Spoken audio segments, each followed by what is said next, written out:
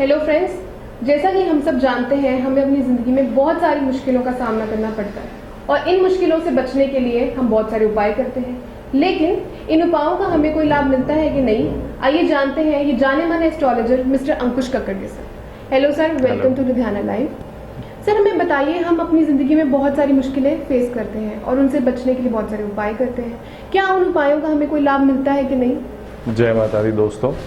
जी बिल्कुल, ऐसे बहुत सारे लोग हमारे पास भी आते हैं कि हमने कई एस्ट्रोलॉजर्स के पास गए हैं, अपनी पत्री दिखाई है और बहुत सारे उपाय भी किए हैं, तब भी हमें उसका रिजल्ट नहीं मिल पा रहा। ये ज़रूरी नहीं है कि उन्होंने जो भी उपाय किए हों वो उपाय गलत हैं या उन्होंने श्रद्धा से ना किए हों।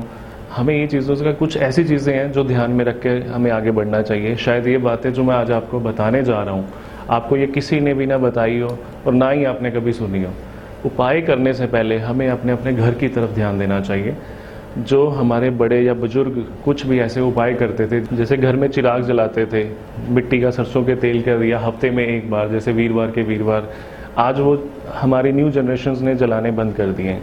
या पूर्णमासी या संक्रांति के दिन कोई प्रसाद बनाकर किसी धार्मिक स्थान पर चढ़ाया जाता था, या कोई नवरात्रों में पूजन, वो भी प्रॉपर विधि विधान से करते थे।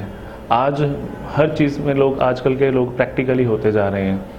वो ये चीज़ें सारी प्रॉब्लम्स उनके आगे खुद करेक्ट होती जा रही हैं कि ऐसा नहीं कि वो उपाय करें तो उनके काम हो, बट इन काम, ये जो बड़ों ने हमें काम बताए हैं ये हम नहीं कर पा रहे, इसी वजह से हमारे शायद हमें उपाय की ज़रूरत पड़ रही है, जो हमें उपाय नहीं लग पा रहे हैं।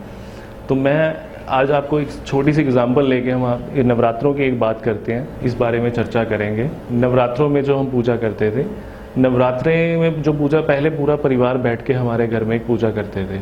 मतलब सबके पास टाइम होता था कि जी हम पूरे घर वाले, पूरी फैमिली वाले इकट्ठे बैठ के जो पूजा करते हैं। आज के टाइम पे हमारे पास किसी के पास टाइम नहीं है जी। और जो खेतरी बीजते थे, आज कईयों ने तो घर में खेतरी बीजनी बंद कर दिया, या अखंड जोत जगाते थे। अखंड जोत जलाना मेरे हिसाब से एक ऐसी चीज़ है जी जो हर धर्म में जगाई जाती है। मतलब इसका इतना बड़ा रोल है हमारी लाइफ में। हमारे बड़े कहते हैं कि अगर भगवान को साक्षात आपने किसी रूप में देखा है, उसके 3 रूप है, एक सूर्य, सेकंड चंद्रमा, तीसरा अखंड ज्योत, जिसको हम लाइव देख सकते हैं हिलता हुआ, जिसको हम कह सकते हैं भगवान को हमने साक्षात अपनी आंखों के सामने देखा है। जो घर में अखंड ज्योत जलाते थे, आज हमने घर में अखंड ज्योत जलाना भी बंद कर दिया। अगर जगाते भी हैं तो उसकी पूरी उस विधान से पूजा नहीं कर पाते। प्रॉपर घर में 1 या 2 घंटे की घर में पूजा होती थी और कुछ खाने पीने के व्रत रखे जाते थे, या खाने पीने की चीज़ें वर्जित होती थी जो घर में नहीं यूज़ की जाती। आज के जनरेशन्स ने ये सब करना छोड़ दिया है। हमें सबसे पहले तो इन चीज़ों को फॉलो करना चाहिए जो हमारी लाइफ में मेन अहमियत रखती हैं।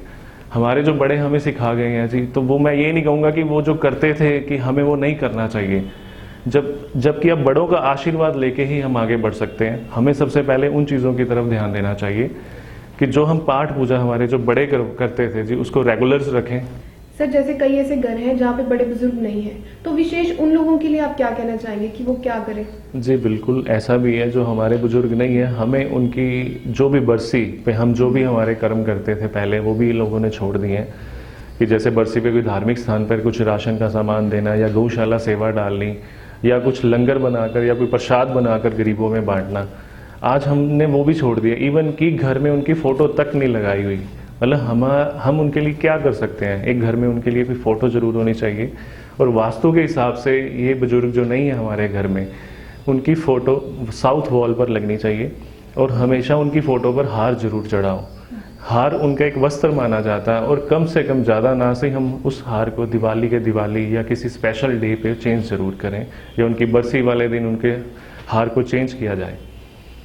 तो ये सारी चीज़ें हम ध्यान में रखें, तो मुझे ये लगता है कि शायद आपको कभी उपाय का सहारा भी ना लेना पड़े। बिल्कुल सर, जो बातें आपने हमें बताई हैं वो शायद ही किसी और ने पहले कभी सुनी होंगी, और मुझे पूरी उम्मीद है हमारे दर्शकों को भी उनके सवालों के जवाब सर से मिल चुके होंगे। So thank you so much sir, अपना कीमती वक्त हमारे साथ बिताने के लिए।